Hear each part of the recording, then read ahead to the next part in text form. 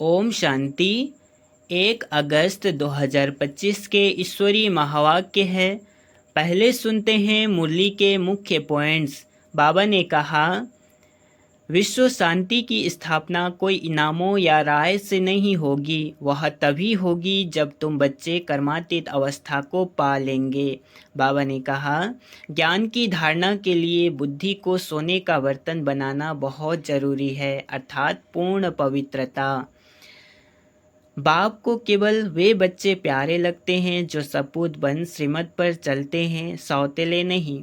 बाबा ने कहा, शेरनी का दूध केवल सोने के बर्तन में टिक सकता है, ऐसे ही ईश्वरीय ज्ञान पवित्र आत्मा में ही टिक सकता है। जो पवित्रता की प्रतिज्ञा करके गिर जाते हैं वे कुक्कड़ ज्ञानी बन जाते हैं, उनका ज्ञान टिकता नहीं है। बाबा ने कहा, मौत सिर पर खड़ा है, अब नहीं जगे तो फिर कब। याद की यात्रा से विकर्म भस्म करने हैं। अब सुनते हैं मुरली को विस्तार से। मुरली का सार। मीठे बच्चे, बाप को तुम बच्चे ही प्यारे हो। बाप तुम्हें ही सुधारने के लिए श्रीमत देते हैं। सदा ईश्वरीय मत पर चल, स्वयं को पवित्र बनाओ। प्रश्न, विश्व में शांति की स्थापना कब और किस विधि से होती है? उत्तर, तुम जानते हो विश्व में शांति तो महाभारत लड़ाई के बाद ही होती है, लेकिन उसके लिए तुम्हें पहले से ही तैयार होना है। अपनी कर्मातीत अवस्था बनाने की मेहनत करनी है। सृष्टि के आदि मध्य अंत का ज्ञान सिमरण कर बाप की याद से संपूर्ण पावन बनना है, तब इस सृष्टि का परिवर्तन होगा। गीत में है, आज अंधेरे में है इंसान। ओम शांति। यह गीत है भक्ति मार्ग का गाया हुआ। कहते हैं, हम अंधेरे में हैं, अब ज्ञान का तीसरा नेत्र दो। ज्ञान मांगते हैं ज्ञान सागर से, बाकी है अज्ञान। कहा जाता है कलयुग में सब अज्ञान की आसुरी नींद में सोए हुए कुंभकर्ण हैं। बाप कहते हैं, ज्ञान तो बहुत ही सिंपल है। भक्ति मार्ग में कितने वेद शास्त्र आदि पढ़ते हैं, हठ योग करते हैं, गुरु आदि करते हैं।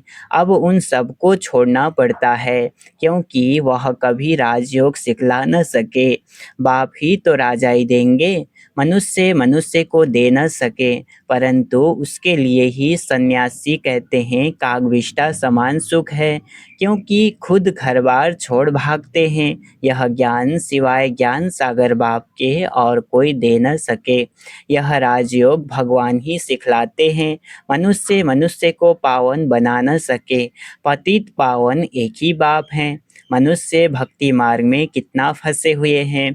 जन्म जन्मांतर से भक्ति करते आए हैं, स्नान करने जाते हैं, ऐसे भी नहीं सिर्फ गंगा में स्नान करते हैं। जहाँ भी पानी का तालाब आदि देखेंगे तो उसको भी पतित पावन समझते हैं। यहाँ भी गौमुख है, झरने से पानी आता है। जैसे कुएं में पानी आता है तो उनको पतित पावनी गंगा थोड़े ही कहेंगे। मनुष्य समझते हैं यह भी तीर्थ है। बहुत मनुष्य भावना से वहाँ जाकर स्नान आदि करते हैं। तुम बच्चों को अभी ज्ञान मिला है, तुम बतलाते हो तो भी मानते नहीं। अपना देह अहंकार बहुत है। हम इतने शास्त्र पढ़े हैं। बाप कहते हैं, यह पढ़ा हुआ सब भूलो। अब इन सब बातों का मनुष्यों को कैसे पता पड़े? इसलिए बाबा कहते हैं, ऐसी ऐसी पॉइंट्स लिखकर एरोप्लेन द्वारा गिराओ। जैसे आजकल कहते हैं विश्व में शांति कैसे हो, कोई ने राय दी तो उनको इनाम मिलता रहता है। अब वह शांति की स्थापना तो कर न सके। शांति कैसे है कहाँ? झूठी प्राइज देते रहते हैं। अब तुम जानते हो विश्व में शांति तो होती है लड़ाई के बाद। यह लड़ाई तो कोई भी समय लग सकती है, ऐसी तैयारी है। सिर्फ तुम बच्चों की ही देरी है। जब तुम बच्चे कर्मातीत अवस्था को पाओ, इसमें ही मेहनत है। बाप कहते हैं, माँ में कम याद करो और गृहस्थ व्यवहार में रहते कमल फूल समान पवित्र बनो और सृष्टि के आदि मध्य अंत का ज्ञान सिमरण करते रहो। तुम लिख भी सकते हो, ड्रामा अनुसार कल्प पहले मुआफिक विश्व में शांति स्थापन हो जाएगी। तुम यह भी समझा सकते हो कि विश्व में शांति तो सतयुग में ही होती है। यहाँ जरूर अशांति रहेगी, परंतु कई हैं जो तुम्हारी बातों पर विश्वास नहीं करते, क्योंकि उनको स्वर्ग में आना ही नहीं है, तो श्रीमत पर चलेंगे नहीं। यहाँ भी बहुत हैं जो श्रीमत पर पवित्र रह नहीं सकते। ऊंच से ऊंच भगवान की तुमको मत मिलती है। कोई की चलन अच्छी नहीं होती है तो कहते हैं ना, तुमको ईश्वर अच्छी मत दे। अभी तुमको ईश्वरी मत पर चलना चाहिए। बाप कहते हैं 63 जन्म तुमने विषय सागर में गोते खाए हैं। बच्चों से बात करते हैं, बच्चों को ही बाप सुधारेंगे ना। सारी दुनिया का कैसे सुधारेंगे? सारी दुनिया को कैसे सुधारेंगे? बाहर वालों को कहेंगे बच्चों से समझो। बाप बाहर वालों से बात नहीं कर सकते। बाप को बच्चे ही प्यारे लगते हैं। सौतेले बच्चे थोड़े ही लगेंगे। लौकिक बाप भी सपूत बच्चों को धन देते हैं। सब बच्चे समान तो नहीं होंगे। बाप भी कहते हैं जो मेरे बनते हैं उन्हों को ही मैं वर्षा दूंगा। जो मेरे नहीं बनते हैं वह हजम नहीं कर सकेंगे, श्रीमत पर चल नहीं सकेंगे। वह हैं भगत, बाबा के बहुत देखे हुए हैं। कोई बड़ा सन्यासी आता है तो बहुत उन्हों के फॉलोअर्स होते हैं। फंड चंदा इकट्ठा करते हैं, अपनी अपनी ताकत अनुसार फंड्स निकालते रहते हैं।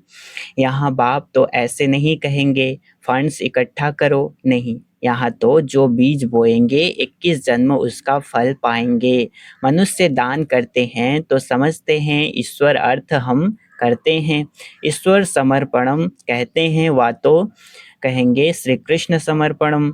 श्री कृष्ण का नाम क्यों लेते हैं? क्योंकि गीता का भगवान समझते हैं। श्री राधे अर्पणम कभी नहीं कहेंगे, ईश्वर या श्री कृष्ण अर्पणम कहते हैं। जानते हैं फल देने वाला ईश्वर ही है।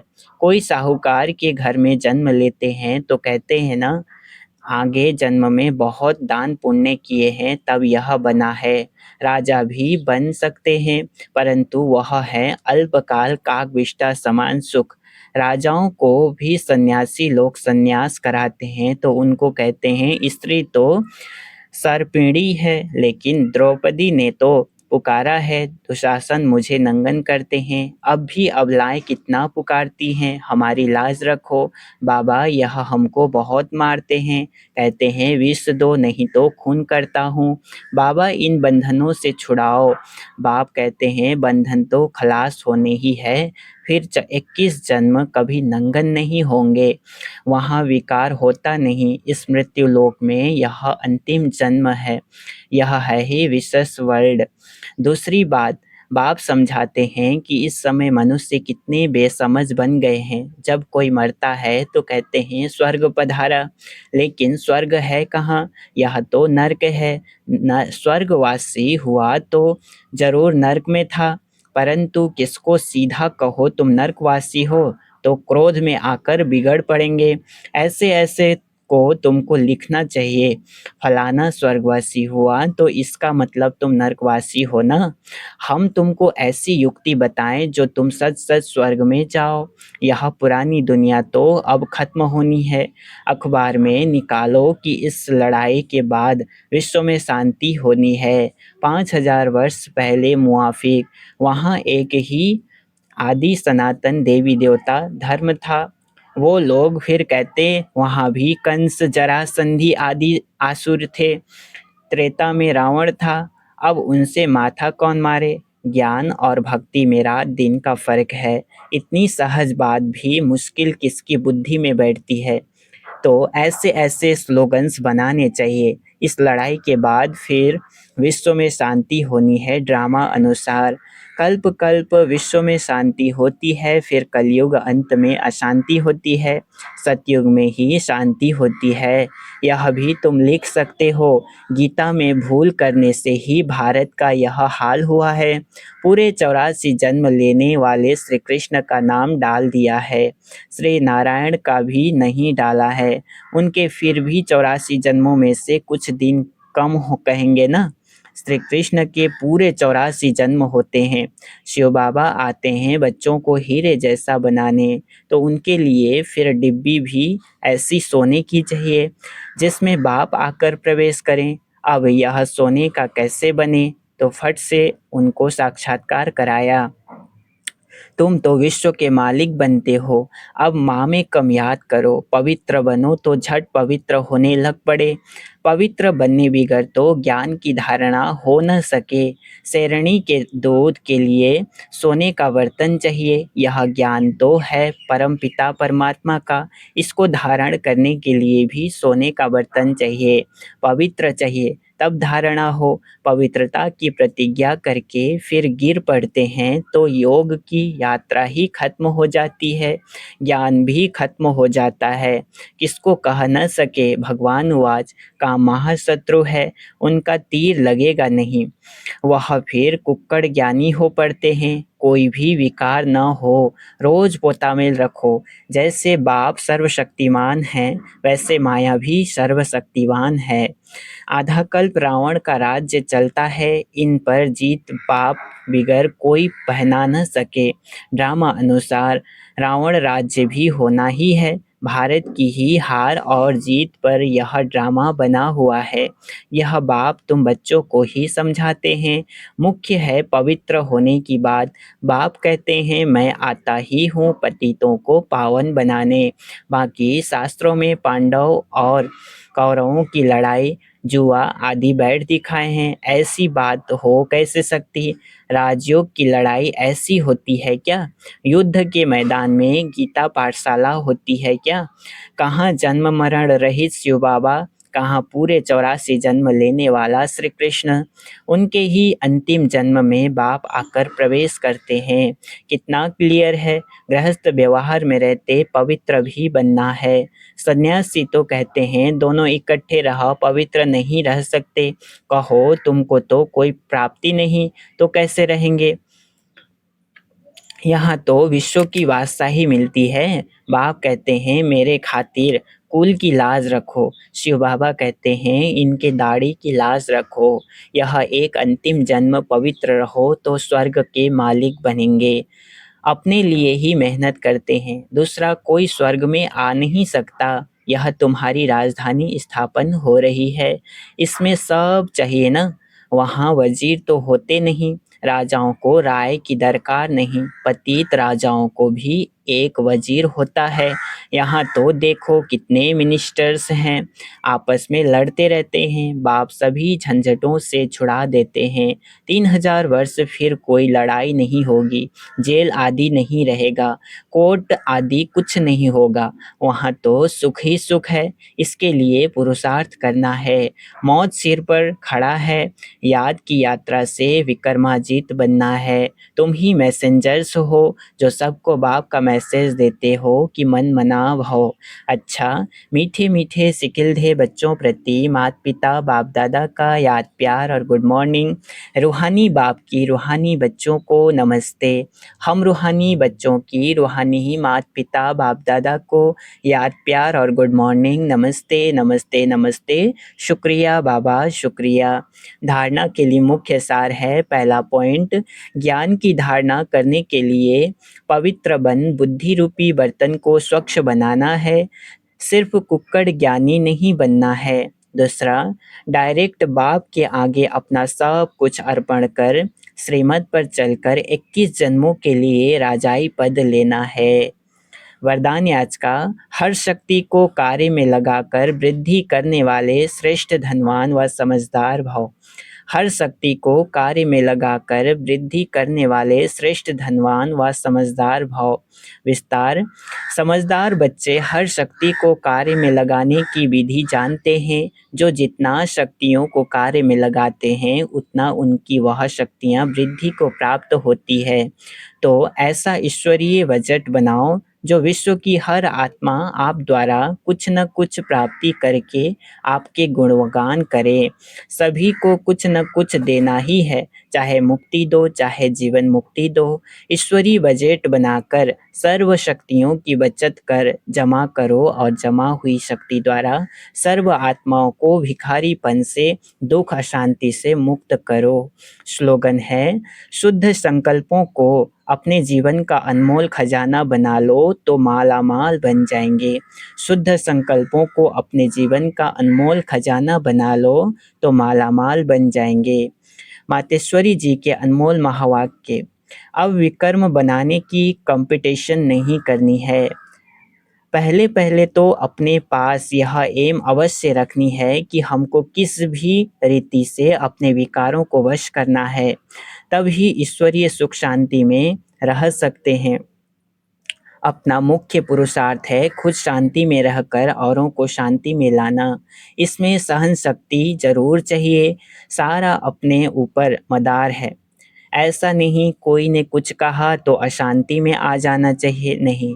ज्ञान का पहला गुण है सहन शक्ति धारण करना। देखो, अज्ञान काल में कहते हैं भल कोई कितनी भी गाली देवे, ऐसे समझो कि मुझे कहाँ लगी। भल जिसने गाली दी वो खुद तो अशांति में आ गया, उन्हों का हिसाब किताब अपना बना। लेकिन हम भी अशांति में आए, कुछ कह दिया तो फिर हमारा विकर्म बनेगा।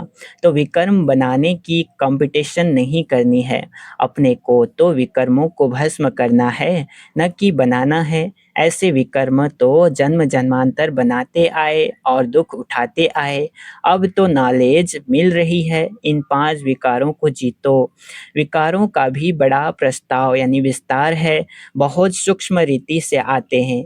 कब ईर्ष्या आ जाती है तो सोचते हैं इसने ऐसा किया तो मैं क्यों न करूं।